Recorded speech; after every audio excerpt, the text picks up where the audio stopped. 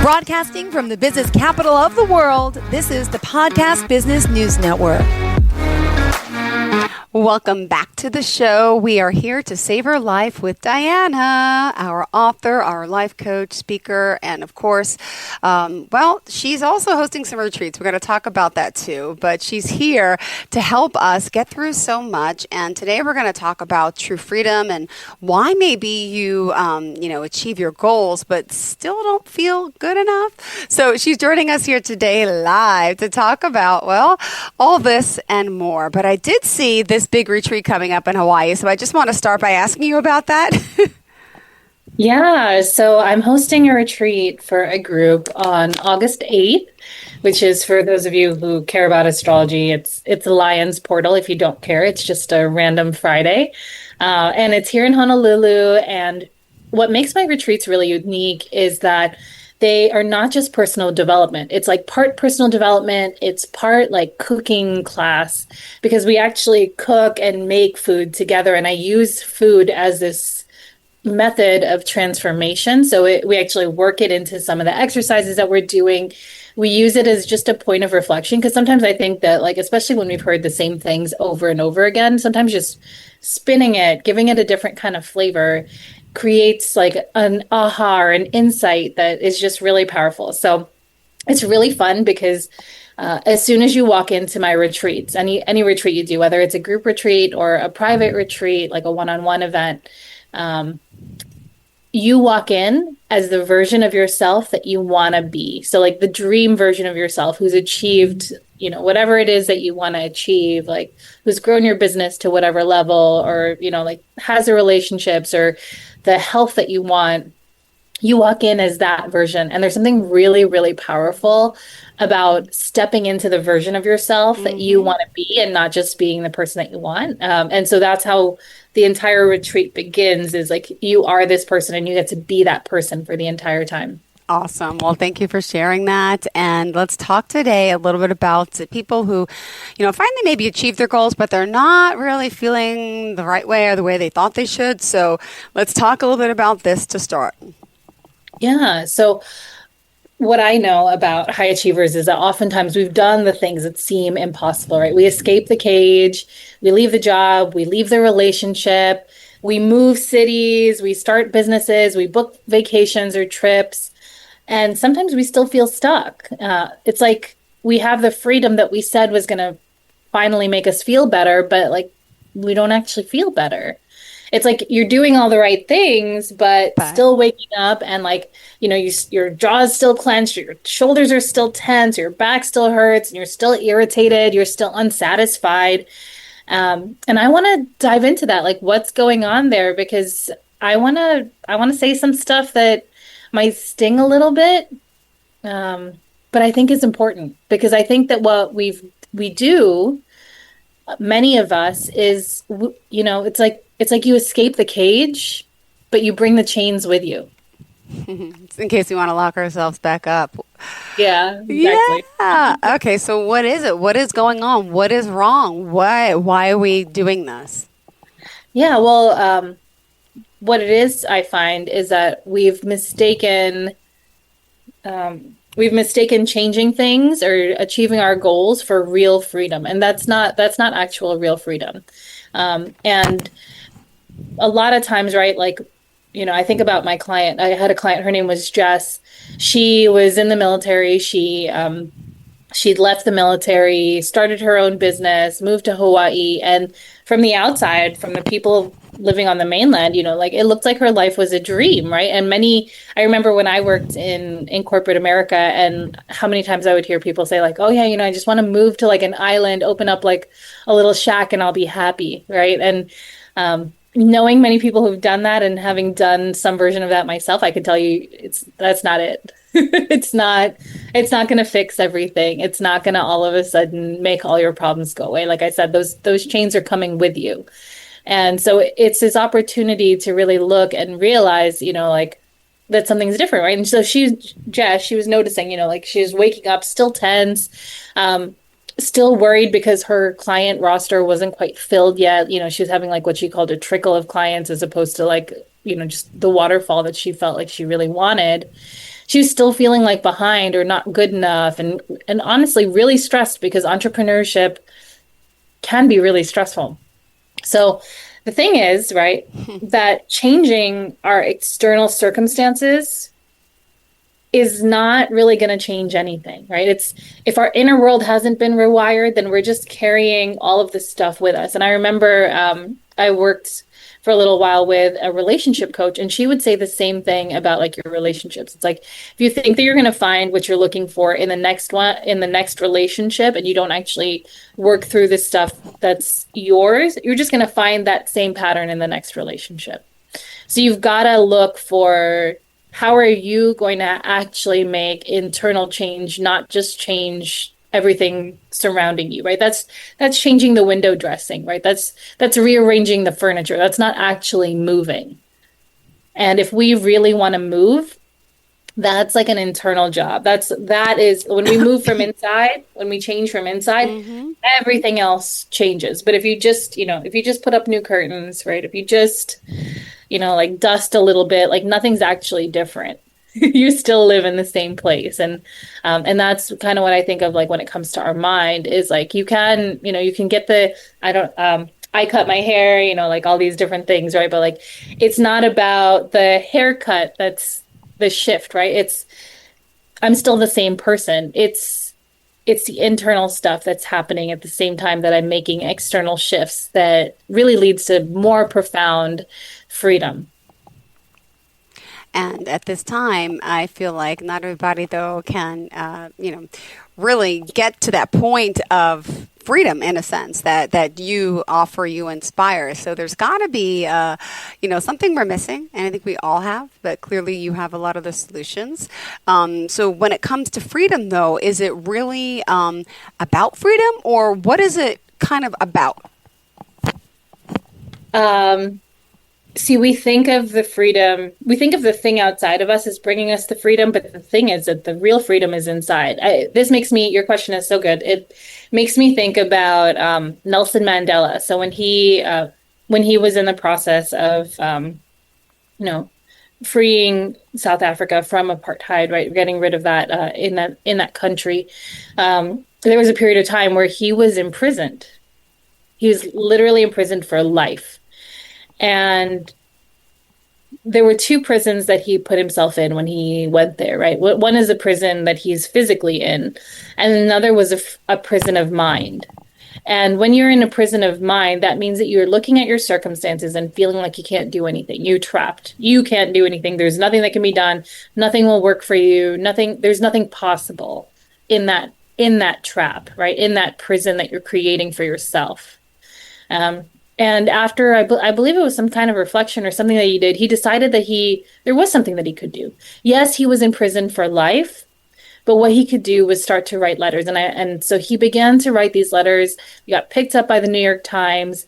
And over time, as his message, as his insights went out, right, as these people were kind of emboldened to see like this man literally in a cage, but not in a cage, mentally, he was able to obviously get out of prison, began to be the leader of South Africa. The end of apartheid came. There were just all these things that happened. And part of it was him realizing not that like him releasing himself from the mental cage before he could release himself from the physical cage, right? Like I even have a client, who, she's wanting to diet, right? And she's like, oh, this diet has worked for me in the past. Like I was able to stick to it for like 3 months. And I'm like, but then the diet failed. So the diet didn't work. If you're able to keep something for a couple months, or you're able to do something for a little while, and then it fails, like that's not actual success. And beyond that, right? Like to have this attitude of like, I'm only going to feel good in my body when I lose a certain amount of weight, or when I am a certain size, or when my body looks a certain way. Like like that's a losing game because I've done that before. I've lost all the weight that I gained at a certain point and only felt more dissatisfied. And if you've ever hit your goal weight or any of those sort of things, like you may find that that's the same for you. It's like, yeah, I hit that goal and then I just set another goal and then eventually it just wasn't sustainable. So right now, just bringing it back a little bit to my real life right now. I am the largest I've ever been. I'm like wearing a size I've never worn before. And part of it is, this postpartum world that I'm still navigating, while being a single mom and dealing with all the challenges that I do have for sure. And part of me, right, like in learning this lesson on a whole new level, like I was like, okay, well, like I'm gonna wait until I lose weight. I'm just gonna basically wear black. I think, Jill, like the entire time we've been doing this podcast, it's been like all black every single day. And like literally it's what I wear like every day.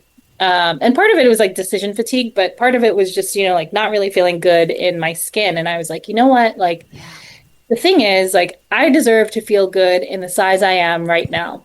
I deserve to feel good about my body. I deserve to feel like confident in my skin. And I shouldn't have to wait until I'm a different size, until some magical thing happens before I buy myself a new wardrobe, before I feel good in my skin. And that in and of itself is like the mindset shift, right? It's like, how do I begin to feel good now in the circumstances I'm in, knowing that this circumstance, this is the temporary, this is a temporary cage, right? This situation I'm in physically is temporary. Mm-hmm. Where I can create real transcendence is here in my mind. So if I allow for myself to say, hey, like, yeah, these are the circumstances, but that does not cage me mentally. That does not stop me from feeling good right now. And that's getting back to your original question. That's really what we're looking for when we're looking for freedom. We're looking for feeling good. We're looking for safety. We're looking to feel confident. We're looking to feel at peace. And we think that this goal that we have, this thing that we want is going to bring it to us. And the truth is we can find it for ourselves. We can feel loved as we are, single or not. You know what I mean? Like we can feel happy right now. We don't need that thing. And when we start to realize like, oh, I can feel happy right now. Oh, I can feel confident in my skin right now. Oh, I can feel like great about what my situation is right now. That's when we begin to create this change that allows for the external to change in a much more massive shift. Got it. Well, thank you for explaining this to us. Thank you for opening up. And, it's always hard to point out our flaws, our, down points and what's going on with us internally. But we're all going through something at some point. And it's great that we can acknowledge, we can own it. And with that grace and security and acknowledgement and honesty, that only brings you closer to the next step, I think, of change and of healing. And, once you come to the realization of what's bothering you, what's going wrong, what do you want? And it's always great to have these conversations. And if you're out there feeling stuck, which a lot of us are, right, in our ways, in any different way, whatever it is, just know you're not alone. And, it's conversations like these that can inspire you, and working with someone like yourself that can inspire you to change and to get back to where you want to be in life, or somewhere where you've never been before, but you have the right to want, to feel, to change, and to live your best life in a sense, I'd say. Right? Absolutely. And so much of it comes not from just relying on discipline in the same ways that we have in the past, right? Like the thing is, like having the high functioning anxiety, it's not a flex, right? So being on top of everything, it can feel really productive, but it's actually just fear in a professional looking suit. So like I think about when I was married, for example, and there was this like constant low grade tension in my body where I kept shrinking myself, right? Staying agreeable, accommodative, like quiet, instead of really feeling like I could be myself. And it was interesting because I think I've told you before, Jill, like, and I mentioned a little bit earlier, but like I've done the thing of like living in New York, having the high stress job, and then moving to Hawaii, starting my business, transforming my life, my health, all those different things. Like I'd set that intention when I was like sick, had chronic illness, autoimmune disease, like I was losing my chef career. I was, like there was just so much loss going on. And I was like, okay, I'm going to create this and then I'm going to be happy. Was kind of the thinking, right? And I did. I created all those different things, and I'd paired it also with like personal development work. So I was creating this internal shift. But one thing that I did not really account for was that like at the same time that I was making this shift and evolving, I wasn't with a person who wanted to continue to evolve with me. So where I was moving mentally and physically, like, obviously we were physically together, right? But like mentally, I was in a different space. And I realized that there were ways that I was stopping myself from continuing to evolve because I knew that my husband at the time wasn't comfortable with it, that it would take me away from myself. And so there were ways that I braced myself or stopped myself from doing what I knew I needed to be doing, because I knew that it in some way, like it wasn't safe. Right. Yeah. And I was afraid of really pushing those boundaries. And I see that a lot of times with my clients, like they get to a certain point, but then the change stops feeling safe. And so they begin to revert back. And that's why I think it's so important for us to really have the internal shift, because if we really want the long-term things, sometimes they do come at a cost, right? Sometimes there is a release of something. And like one of the exercises I do in my retreats is there's a fire ceremony. And it's really fun because there's this point where we actually get to write down all of the things about ourselves that we want to let go of. Yeah. And we do a sacrifice. We sacrifice it in order to have the things that we actually want, right? And I talk a little bit about the law of sacrifice, which is that you have to give up something of a lower nature in order to have something of a higher nature.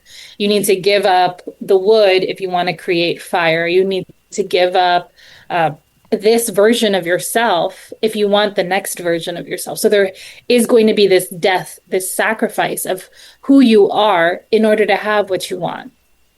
And I think that when we do that and understand like that there's real sacrifice in there, and that it can actually be quite profound, that's when we begin to realize like, okay, like part of it is letting go of this hustle.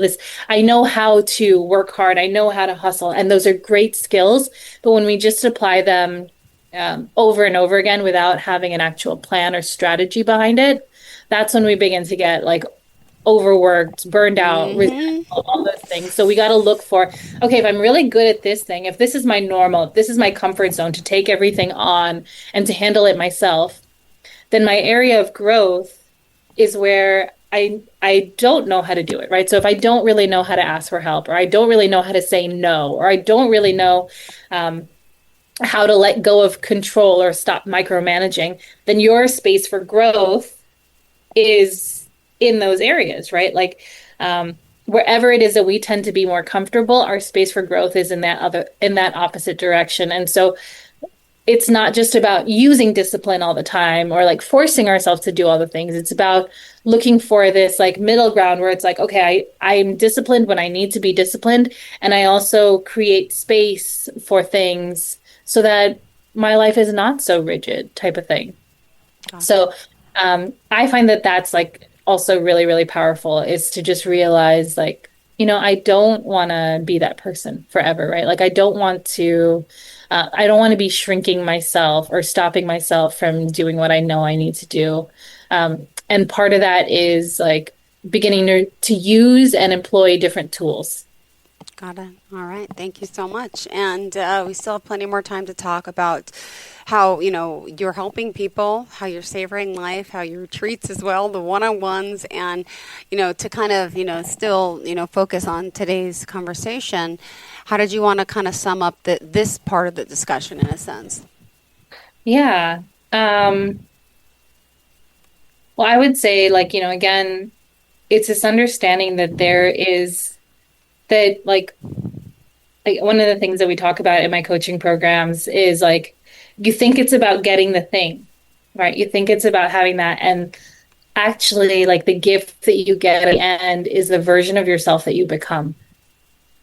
It's the identity shift that you get as you gain more confidence, as you gain more courage, as you gain more, more strength, right? Like, it's not about like the defined abs, or it's not about like the however much in your bank account that you want, or it's not about the client roster. It's really about who you are and how you feel. And it's that level of like peace and confidence and like strength that you get when you're doing inner work and not just running from it. Like, so many times I see people and they just are like chasing one plane after the other, looking for happiness or looking for like something. And all of those things are great, but they all expire. And that's why I love these retreats, because it's like, okay, let's take that vacation, let's take that trip, but let's actually make it meaningful. Let's do something that actually shifts us down to our very core and isn't just something that, like, is us hopping on another plane only to come back and feel more stressed out again. Yeah, the vacation from the vacation. We've talked a lot about that. It happens a lot to so many. Yeah.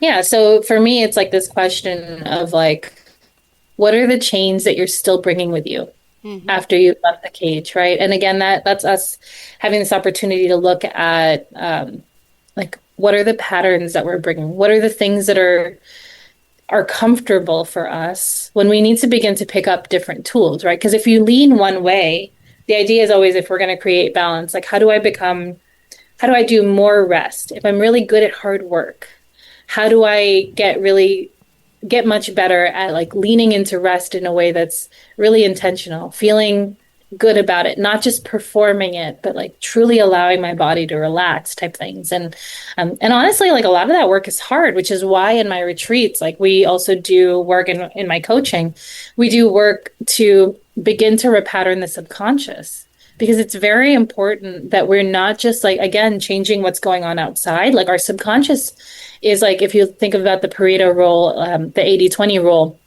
right? Like, the subconscious mind is doing 80% of the work. So if we do all this conscious change, right, in terms of like changing what we notice in terms of what's going on outside or what we notice, that's only 20%. The Yeah. real fundamental changing is in the 80%, in the subconscious, and that can take years to form and to change. And the healing work that I do actually allows for us to experience those changes in months. So not decades, not years, but literal months. So like within 3 months, typically, I'm seeing a shift in my clients. And where even things like, they'll say, like, I had one client, I remember, who she said that it was like a 50-pound bag of rice being lifted off of her body. Really? And it led to not just like a physical change where she was losing weight and like feeling better, but she also experienced just like a muscle tension release. So like issues where she thought that she was going to need like back surgery and all this stuff, she ended up not needing, because she was able to get to the root of the problem instead of just fixing the symptoms, fixing what seemed like what was going on externally, like the pain that she was feeling. Oh, beautiful. Well, thank you for that. And do you want to share another story or two before we go? We still got time? Yeah, um, well, I think this is our last episode, which is so exciting. Sad, exciting and sad. Wait, what? Yeah. Yeah, well, it's time for freedom, for a Yeah. next chapter, right? And I do honor, like, there's sadness behind it, right? Because it is a last, it is an ending. But to me, that also just signifies like a beginning, right? Like I said, the version of us today, this version of us, I would say, like, to my clients, I'm like, look, this version of you, the version that's not confident, that's sad, that feels stressed out, this version of you is going to die. Um, and it's your choice if she dies or he dies with your body at the end of your life, or if Oh, he or she dies earlier. And when you allow for things to end, when you allow for things to close and you're intentional about what opens next, there's so much power and like excitement that can come. So in this next phase of my life, right, where like I'm going to be wearing less black, and where like it was funny because like even cutting my hair was like I let my hair down and I did like a quick reel about it or whatever. And I had so many friends who were like, "Wow, I didn't even know how long your hair was because I just kept it up all the time." Yeah. And I was like, wow, like, you know, for me, it was like a reflection of the truth that like I was carrying so much weight and like showing it to anybody. You know what I mean? Like I wasn't, like nobody knew how much I was carrying, just even like on my literal head, right? And same with like wearing the black, right? It was like it's this feeling of like hiding. And so in this next phase, like I'm looking forward to opening up more and to shining more and to like feeling more like the true version of myself who's lighter, and like all the other stuff, the external stuff is going to catch up to that. And but the easiest way for me to get there is for me to accept where I am, to find peace here where I am, knowing that internal peace, creating that's going to help me break out of the cage that I feel stuck in, right? Or that you feel stuck in. Just like Nelson Mandela, right? Like, so creating those letters, like breaking yourself out of that mental prison is going to allow for you to break out of any physical prison or physical limitation that you find yourself in. Got it. Beautiful. Thank you so much. So how do we end off for this show forever? Well, till next time. Maybe there will be a next time. It's not goodbye, but yeah. How do you want people to contact you, reach out, and your last words? Yeah. So you can find me on savorlifewithdiana.com. You can find out information about my retreats, my coaching, speaking as well. You can also find me on Instagram, Facebook, YouTube, and TikTok at Diana Bejasa Speaks. So that's DianaBejasa Speaks. And yeah, it's not goodbye. It's see you later. It's see you in Hawaii. It's see you in New York, right? It's there's just so many different ways that like there are beautiful evolutions happening for us. And yeah, I think it is about like honoring the grief of a chapter closing, but also holding the joy for what comes next. Beautiful. Thank you so much. All right. Pleasure having you here. Been great to know you for so long, and we'll one day I'll venture out to Hawaii and I get to see you, I hope. Okay. Best of luck and keep in touch. All right. Thanks, Jill. Thank you, sweetheart. Have a great day. Bye-bye, Diana.